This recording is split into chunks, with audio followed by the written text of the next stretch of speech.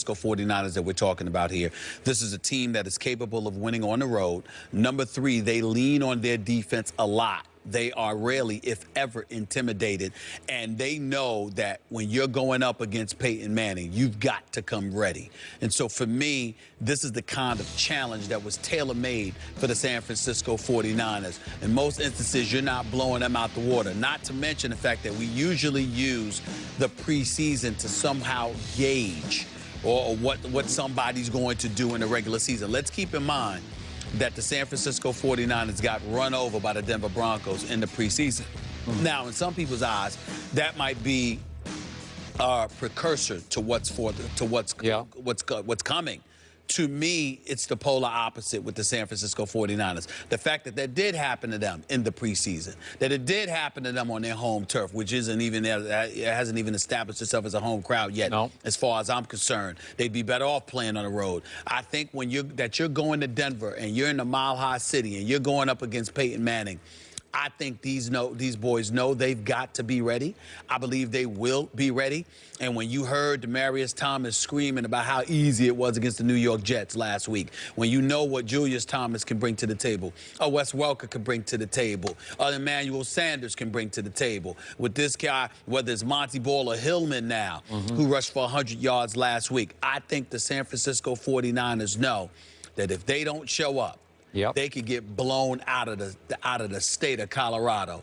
I don't think they're going to let that happen. I think this is going to be a nail-biter. I think they're going to be in Peyton Manning's face. I don't think it's going to be easy at all. And I think as a result, this will be a tight game, far closer than the 7-point spread that we just saw. I am with you on that. Although, I point out, as you well know, it's no bargain to play on a Monday night in St. Louis, fly home, and then have to eventually fly to Denver. It's a lot of travel. That's tough duty, okay? But this spread obviously was made at 7 before last night.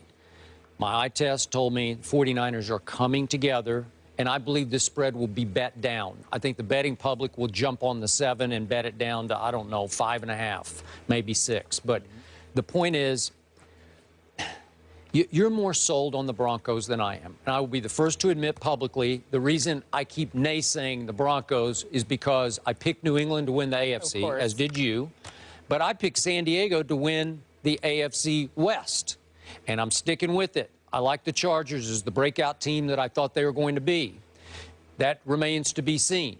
But I think I continue to look at Denver and try to discount Denver. They don't run the ball the way they did with Noshawn last year. Is that fair to say? That's fair to say. Okay, that's now Monte Ball's out with the groin. Which they underestimated. They underestimated the impact of Noshawn Moreno. So now Monte has been healthy much of the year. They are 26th in the league in rushing. Although I must point out that's only one notch below my San Diego Chargers, who are 25th in rushing because they've been without Ryan Matthews, who's due back at some point soon. And obviously, they've had other issues at the running back spot. Now they're down to that rookie from University of Buffalo, that Brandon Oliver. So they lost Danny Woodhead, who was instrumental in the win over Seattle. So my point is, Emmanuel Sanders has been, as you pointed out many times, much better than Eric Decker was. Easily. And so he now leads this team in catches with 35. He has no touchdowns, but that doesn't matter to me because Julius Thomas has been a touchdown target machine, hasn't he? Yes. So he's already got 9 touchdowns. And by the way, Peyton Manning in Denver is emulating New England's two tight end sets. Okay. So again, are they as good as they were last year without Noshawn? I don't know. I think they're slightly not quite as good as they were a year ago. Right. So that's why, if we're just looking at this game, I think it's going to be a tough test at home for them. I think the 49ers play enough smash-mouth defense, they will keep this game close. Well, you know, listen, they'll keep the game close. They got to be careful. Because when Peyton Manning gets rolling, it's hard to stop them. They're going to have to play some smash-mouth football. We're going to see how Denver responds in a game like this as well. I'd feel a lot better about San Francisco's chances if Patrick Willis didn't hurt his toe last night, if Navarro Bowman was back, if Aldon Smith was back. I'd feel a lot better.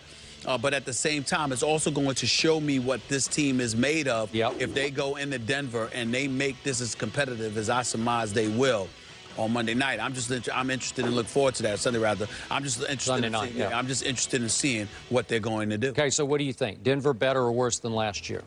I don't think Denver's better than they were last year in terms of their running game, but I do think their passing game is better because Emmanuel Sanders is a significant upgrade to Eric Decker. Okay, does that mean they're a better team?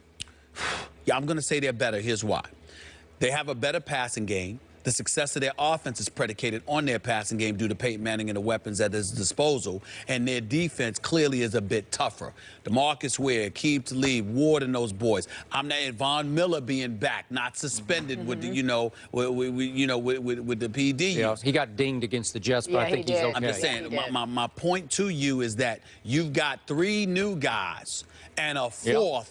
That obviously has a significant impact. So when you look at it from that perspective, and then you saw how they performed in Seattle, although they lost that game in overtime, I do believe one could surmise that the Denver Broncos are better than what they were last year. That doesn't mean San Diego, just because San Diego's better, doesn't mean that Denver's not better. It just means that San Diego has improved. New England, they could be coming. The Baltimore Ravens, talking to Ray Lewis yesterday on my radio show. They're not going anywhere. You had him on your radio show? You haven't even, have you had Skip on the show? Yes, I have. once. I haven't. I was on for like a minute and a half. Once. That's a lie. But Ray Lewis is going to be my Monday weekly guest. He is? Sirius XM. That Mad must be Dog some Sports. serious coin for Ray Lewis. Mad Dog Sports Radio, Stephen A. Smith Show, 1 to 3 p.m. Eastern Time. He's Ray Lewis. He's my brother. The bottom line is he wanted to come off his board. Now, obviously, I'm going to take care of him, but he wanted. He'll give him a little extra cash. Right. I have a question. Yes. I can't take him seriously. I'm a bit distracted. Are you? He's focused. He's doing his job. It's just... It's difficult because of the jersey that I'm wearing, but I can assure you that anybody takes me seriously once I open my mouth. Is that right? That is true. Linda Cohn. But you know what? I must admit, as a lifelong Cowboy fan... Go ahead. The more I look at Stephen A. in this jersey, it's as if he's impugning the integrity of the jersey. Like he doesn't deserve to wear the jersey. That is true. One playoff victory in 17 years, and I'm staying in the jersey. I'm staying in the jersey. Listen.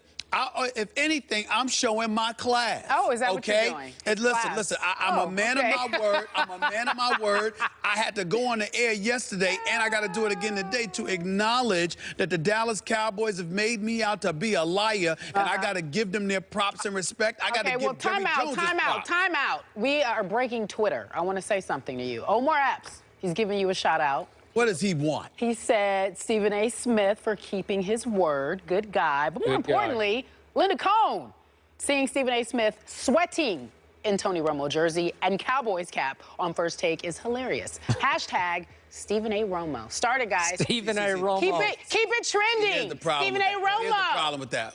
Omar Epps is my man. I love him dearly. He does a great job as an actor. He's a promising actor in Hollywood. No, but I just don't appreciate. I ain't heard from him in weeks, and then he comments today. And then Linda Cohn. I love Linda Cohn. We love you, Linda. How could she be away laughing at me? Hilarious, she said. Hilarious. Hashtag Stephen A. Romo. Well, at least they didn't ask me to come on SportsCenter with this, so I'm happy about that. Well, too late. You just said it. Coming up next, folks. I've never had so much fun on our A block. We've had a lot of fun. We're going to make it a little more serious.